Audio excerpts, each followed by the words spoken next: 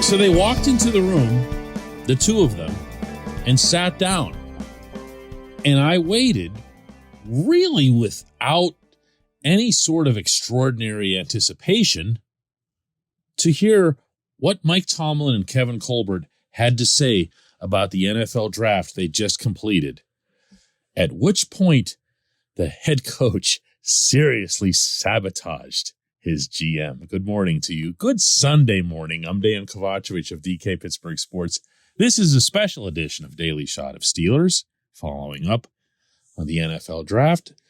Daily Shot comes your way bright and early every weekday morning. I also have them on Penguins and Pirates if you happen to be into hockey and or baseball. Tomlin went through some requisite remarks about the caliber of the draft, and then he started letting his GM know that he wasn't about to wriggle out of there without some serious waterworks. Yeah, I'd like to open by acknowledging this guy to my left here. His contributions to this organization for 22 plus years has been exceptional. It needs no endorsement from me. I think quite simply, it speaks for itself. I've had an opportunity to come alongside this gentleman for 15 of those years, and I just want to say it has been an absolute pleasure, not only in terms of results, but the process itself.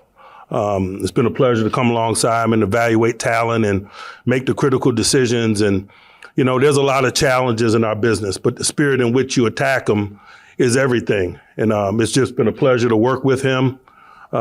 His mark and impact on us will continue to be felt, played out in the lives of the men that we selected here today. And I just wanted to say that. Thank you. For 15 quality years right here. There was a warm handshake exchange there between the two men, and you think to yourself, maybe that'll be it. You know, I mean, he is, after all, the same Colbert who's been with the franchise for more than 2 decades.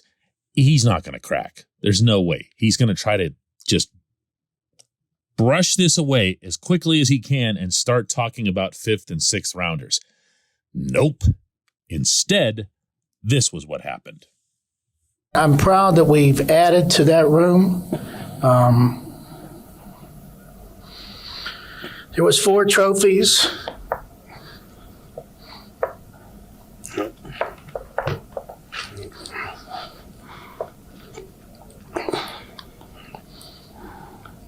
There was 4 when we got here.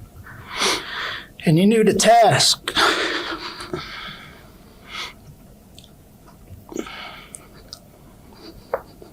Sorry, brother.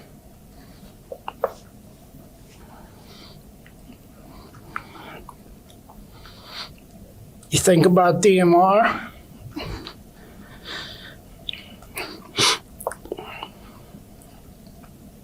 And being able to add to that room means a ton. But it doesn't mean it's over. The next step, I mean, we gotta get more than, and we'll never lose that. But it means a lot. Now, those long pauses that you picked up there were exactly what they sounded like. Colbert had his head down. Colbert had his eyes mostly hidden from view, trying to do anything that he could to keep it together. And in doing so, he showed all of us who followed Pittsburgh's football team in the most beautiful and powerful way what he's really all about, and in turn, what this team's all about. This portion of Daily Shot of Steelers is brought to you by Point Park University. Choose from nearly 100 career-focused programs leading to bachelor's, master's, and doctoral degrees. Choose when and how you'd prefer to do that studying, whether it's at Point Park's gorgeous downtown Pittsburgh campus, whether it's online, maybe a flexible hybrid format would work best for you. Find out more about all of this at pointpark.edu. A little context here, the media room on the south side where they house all of us reporters is adjacent to the trophy case that Colbert was referencing. It's in a hallway that's behind that room. So when he spoke of the trophies, his thumb went back over his shoulder. And that tells me, and this isn't exactly a leap on my part, that because I know those hallways and which way they twist, he thought about this as he walked by that case on the way to meet with the media.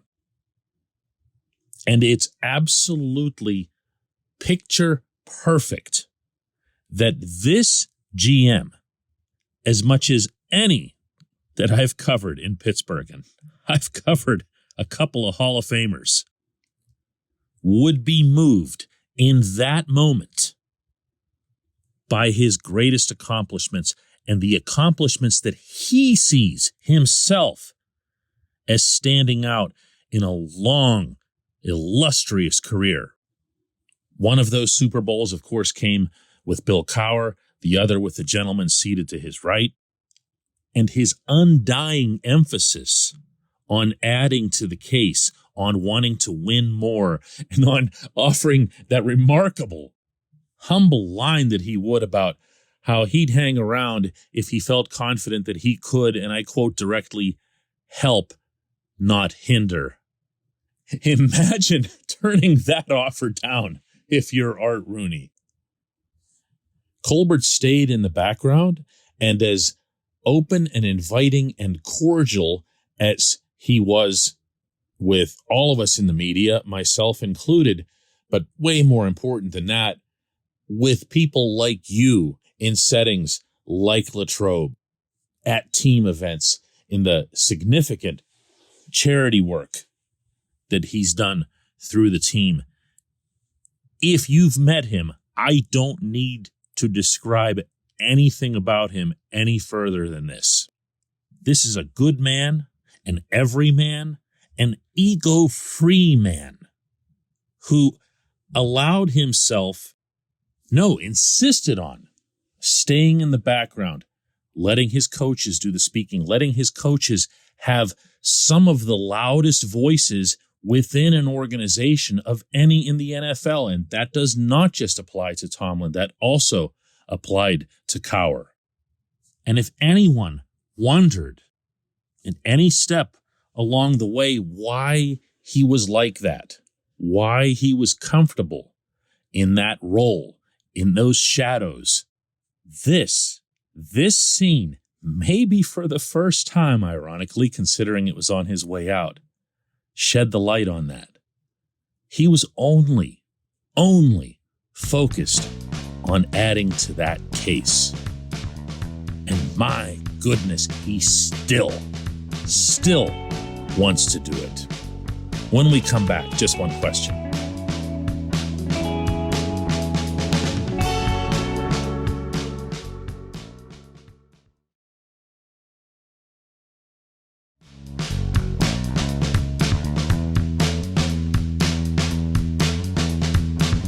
Welcome back. Time for just one question, and that comes on this program courtesy of Mike's Beer Bar on the North Shore, directly across from PNC Park, home of more than 500 craft brews, 350 of those being local and 80 of those on tap, which isn't to suggest they don't have the conventional beers either.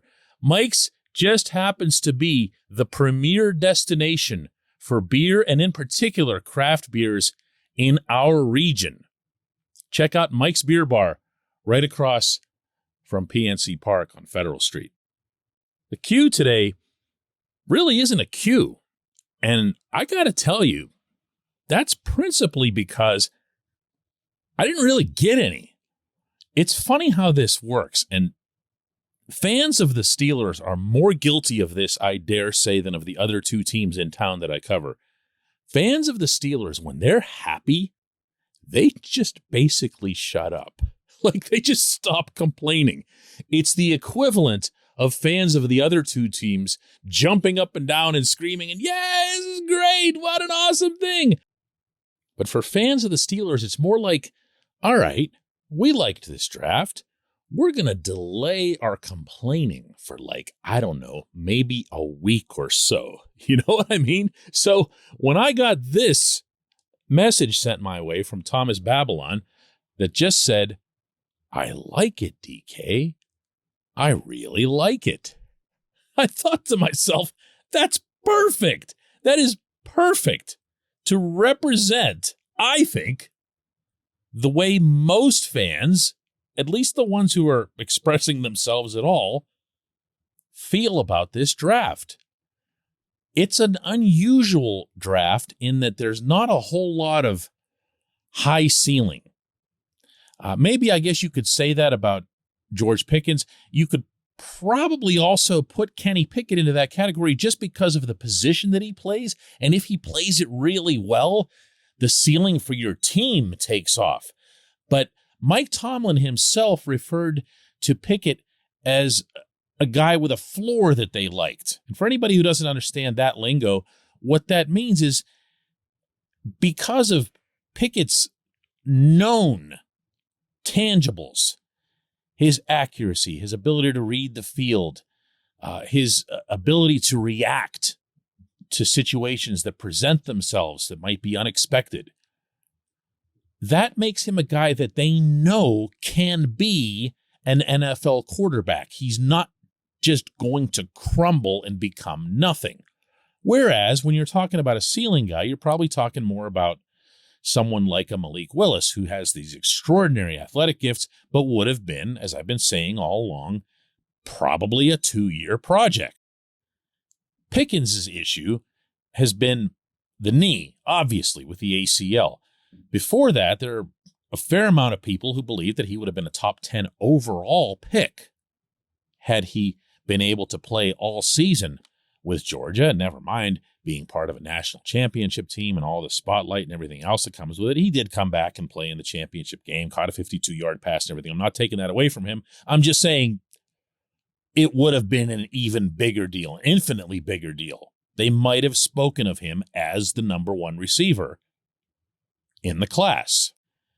But other than that, as you go through the draft, as you go through this entire class that the Steelers completed, and we'll be getting into a lot more detail about this in the days and weeks to come, what you'll see is a whole lot of this guy is really good at catching the football sort of comments, as opposed to we believe that he can become this and that, deep downfield combat catches and whatever.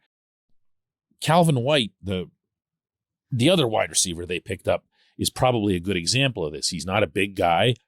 He's really someone who profiles as a slot. Not that that's a small thing in the NFL these days. But his best trait, and the same goes for Pickens, is that they have really good hands. They have sure hands. They hold on to the football. Well, imagine valuing a receiver because they can hold on to the football. DeMelvin Leal, the defensive lineman that they picked up in the third round out of Texas A&M, is kind of in the same mold. Obviously, he's in the third round, so comparing him to Jordan Davis out of Georgia would be ludicrous, and I'm not going to do that. But one of the things that had people, and still does have people, so stoked about Davis is that he's got all this high-end capability, physical this, physical that, and his numbers weren't really there. You know, his snap count wasn't really there. So he's either going to become some sort of explosive performer based on his physical skills and becoming stronger and more durable and more versatile. But here's Leal, who is principally a pass rusher from the defensive line standpoint. And I like that. I like that a lot. And I remember when the Steelers moved up to get Isaiah Loudermilk last year, there was some, what is this? What are they doing? Why is that? He's mostly a run stopper. In today's NFL, you got to be able to get to the quarterback. I don't care who you are. I don't care what position you play. There's no such thing as the Casey Hampton nose tackle anymore. You've got to be able to get to the QB or at least make his life a little bit uncomfortable. My point is, these are all basics.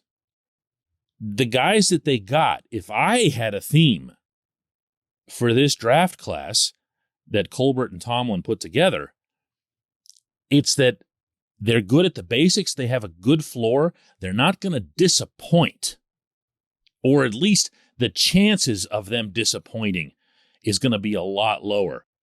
In general, I tend to prefer ceiling drafts. I tend to prefer getting LaMarr Woodley, even though he's never really been an edge rusher in college, and showing him how to edge rush because you believe that he had the physical capabilities and other aptitudes to get to the quarterback regardless of where he was in college. I believe in taking TJ Watt, even though he played on the other side of the ball for a good portion of his college career.